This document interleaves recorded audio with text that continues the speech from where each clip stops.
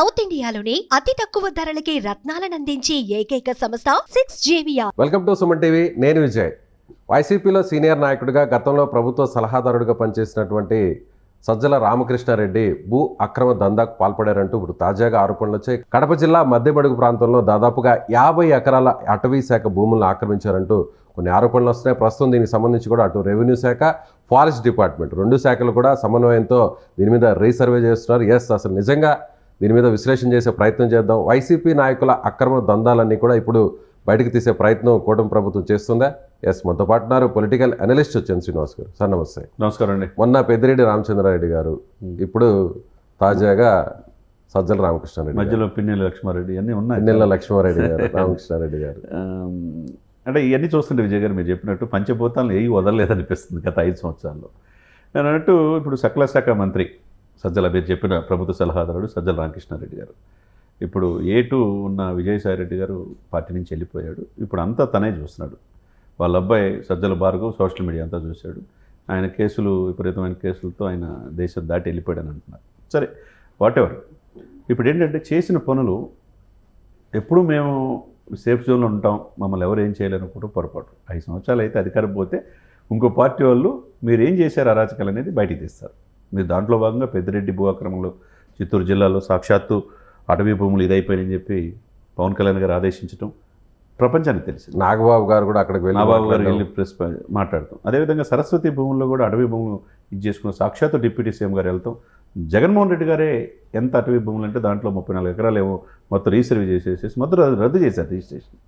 ఇప్పుడు వాళ్ళకే లేనప్పుడు ఇప్పుడు సకల శాఖ మంత్రి సజ్జల రామకృష్ణారెడ్డి అయినా ఆయన కుటుంబ సంబంధించిన వ్యక్తులు 140 ఎకరాలు కొనుగోలు చేశారు. ఈ 140 ఎకరాలు అభయారణ్యంలో రిజర్వ్ ఫారెస్ట్ పరిధిలో చేసినప్పుడు దాని వరకు ఉంటే పర్ల, దాంట్లో బొప్పాయి, తర్వాత ఈ యొక్క హార్టికల్చర్ మామిడి పండిస్తున్నారు. సస్యశ్యామలంగా ఉంటుంది ఆ ప్రాంతం.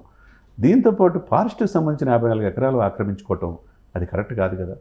రెవెన్యూ నివేదికలు ఇచ్చారు. రెవెన్యూ రికార్డ్స్ ప్రకారం 54 ఎకరాలు రిజర్వ్ ఫారెస్ట్లో ఆక్రమించుకున్నారని దీని మీద కోర్టుకు వెళ్ళారు. కోర్టుకు వెళ్తే ఏం చేసింది, కేసు రిజర్వ్ చేసింది. అంటే రిజర్వ్ చేయటం అంటే స్టేటస్ కో, మేము చెప్పేదాకా తదుపరి ఉత్తర్వు ఇచ్చేదాకా సాక్షాత్తు మళ్ళీ సర్వే చేయండి అన్నారు. సర్వే చేయడానికి రెవెన్యూ అండ్ అటవీ శాఖలు నాంది పలికారు. ఇప్పుడు చేసి వాళ్ళ నివేదికలు కరెక్ట్గా వస్తే డెఫినెట్గా అది ప్రభుత్వం స్వాధీనం చేసుకుంటుంది. ఈలోపు దాని మీద హక్కు వీళ్ళకి లేదు. వీళ్ళు సొంతంగా కొనుగోలు చేసిన 140 ఎకరాలు ఉంటుంది. కానీ ఏదైతే ఎలిగేషన్స్ వచ్చిన 54 ఎకరాలు అభయారణ్యంలో రిజర్వ్ ఫారెస్ట్ పరిధిలో అటవీ భూములు ఆక్రమించుకున్నారో సజ్జల రామకృష్ణారెడ్డి గారి మొత్తం ఏరియల్ వ్యూలో కూడా ప్రభుత్వం చూపించింది.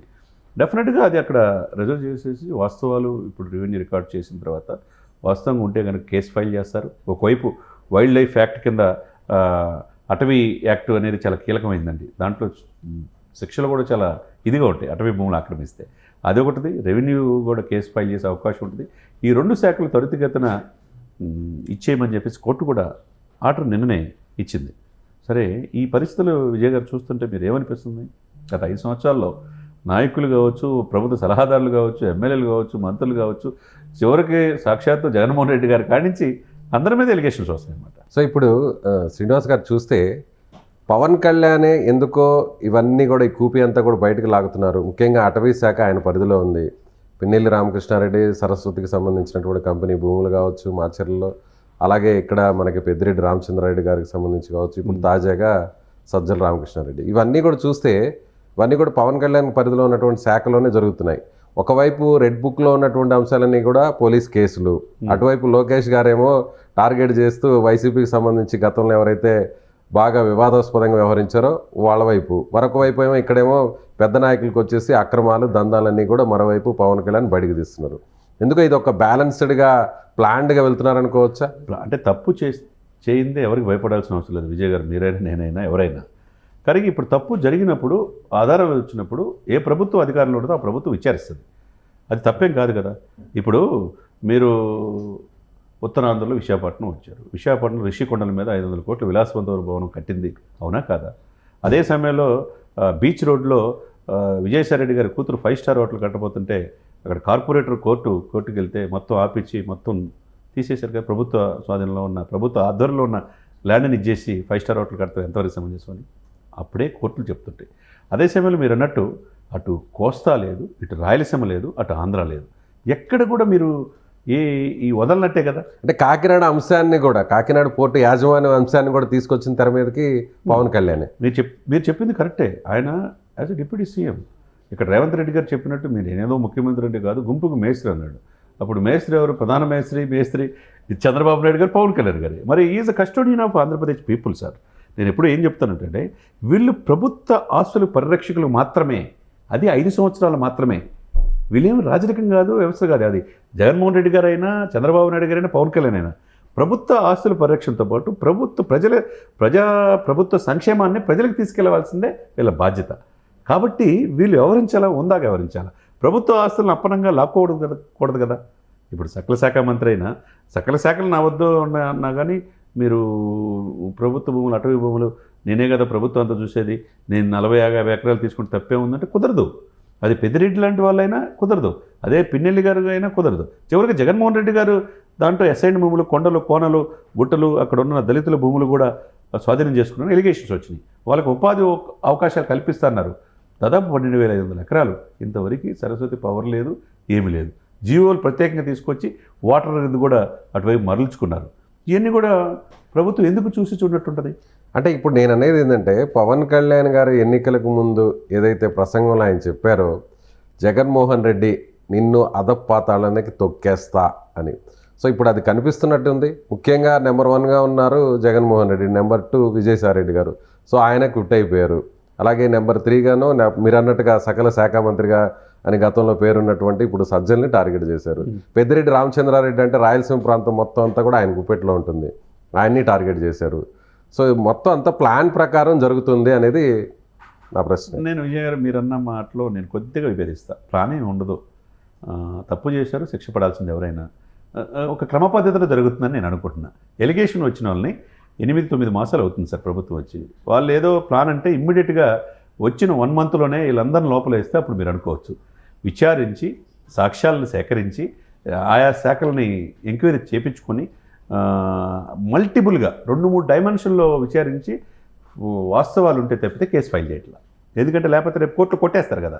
ఆ దిశగానే చూస్తే 34 ఎకరాలు సరస్వతి భూముల్లో రద్దు చేశారు. జగన్మోహన్ రెడ్డి గారి మీద ఎలిగేషన్ వచ్చినారు. అదేవిధంగా 500 కోట్లతో సుందరమైన భవనాన్ని అక్కడ ఆపేశారు. పర్యావరణాన్ని ఏం చేయాలనే ఆలోచనతో. అదే సాక్ష్యాలు కోర్టులో చూసేప్పుడు విజయసాయిరెడ్డి గారు 5 స్టార్ హోటల్ వాళ్ళ పాప మీద కడుతుంటే అది కూడా ఆపేశారు. ఇప్పుడు ఏంటి, ఇప్పుడు సకల శాఖ మంత్రి దగ్గర వచ్చింది ఫైలు. మరి అది కూడా విచారించాలి కదా. కోర్టు కూడా రిజర్వ్ చేసి అది ఆగండి, ఆ 50 ఎకరాల మీద నీకు హక్కు లేదు, త్వరితగతిన విచారించే రెవెన్యూ, అటవీ శాఖలు చేస్తున్నాయి. అంతే తప్పితే ఇప్పుడు ఆయన చూసి చూడనట్టుండటానికి ఆయన డిప్యూటీ సీఎం పవన్ కళ్యాణ్ గారు ఆయన పాత్ర ఆయన వహిస్తున్నాడు. మీరన్నట్టు లోకేష్ పాత్ర, లోకేష్ రెడ్ బుక్ కావచ్చు, ఏదైనా కావచ్చు. సమయం వచ్చినప్పుడు వాళ్ళు ఏదన్నా అమాయకులైతే ఏమి మాట్లాడకపోతే అనొచ్చు. మాట్లాడిన మాటలు, పరుష పదజాలాలు, ఎక్కడ ఇసుక ఆక్రమణలు, మట్టి క్వారీలు, దోపిడీలు చేయటం, ఇవన్నీ ఒకటి బయట. ఇప్పుడు వంశీ ఉన్నాడు, విచారించారు, పోలీసు కస్టడీ 3 రోజులు ఇచ్చారు, SC/ST యాక్ట్ పెట్టారు. అక్కడ ఆయనున్న కాన్స్టిట్యున్సీలో ఆఫీస్ ధ్వంసం చేసింది వీడియో క్లిప్పింగ్స్ ఉంటాయిగా. మళ్ళీ వాళ్ళ పోలీసులు 3 రోజుల పాటు కస్టడీ తీసుకున్నారు. సిట్ కూడా మీద ఆయనది బైండ్ ఓవర్ కేసు నమోదు చేసేసి PT వారెంట్ జారీ చేశారు. ఇది సిట్ కూడా అశోక్ కుమార్ గారి నేతృత్వంలో ఇంకో కేసు, మైనింగ్, మట్టిది, ఇవన్నీ చాలా ఉన్నాయి. ఇవన్నీ చేయకపోతే ఏం రావు కదా సార్. వాళ్ళకి కావాల్సింది ఏంటంటే చట్టంలో పోలీసులు కానీ ఎవరైనా కోర్టు కానీ డాక్యుమెంటల్ ఎవిడెన్స్, ఆధారాలు ఉంటే ఎవరు తప్పించుకోలేరు. కాబట్టి దాని ప్రకారం వెళ్తున్నారు తప్పితే దీనికి కక్షపూరిత వాతావరణము అనేది మనం పరిగణన తీసుకోవాల్సిన అవసరం లేదు.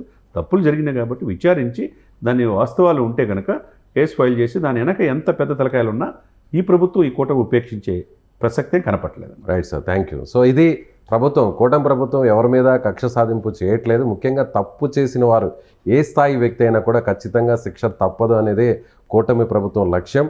అందులో భాగంగానే ఇప్పుడు సజ్జల రామకృష్ణారెడ్డికి సంబంధించినటువంటి అటవీ భూములను కూడా దర్యాప్తు చేస్తుంది రెవెన్యూ శాఖ, అటవీ శాఖ. దీనిపై ఒక క్లారిటీతో పవన్ కళ్యాణ్ ఉన్నారు. సో అటవీ శాఖ భూములకు సంబంధించి ఎవరు కూడా ఆక్రమణలు చేసినా కూడా వదిలిపెట్టే ప్రసక్తే లేదని చంద్ర శ్రీనివాస్ గారు చెప్తున్నారు. Thank you so much. Suman టీవీలో మీ పర్సనల్ అండ్ బిజినెస్ ప్రమోషన్స్ కోసం కింది నెంబర్కి కాంటాక్ట్ చేయండి.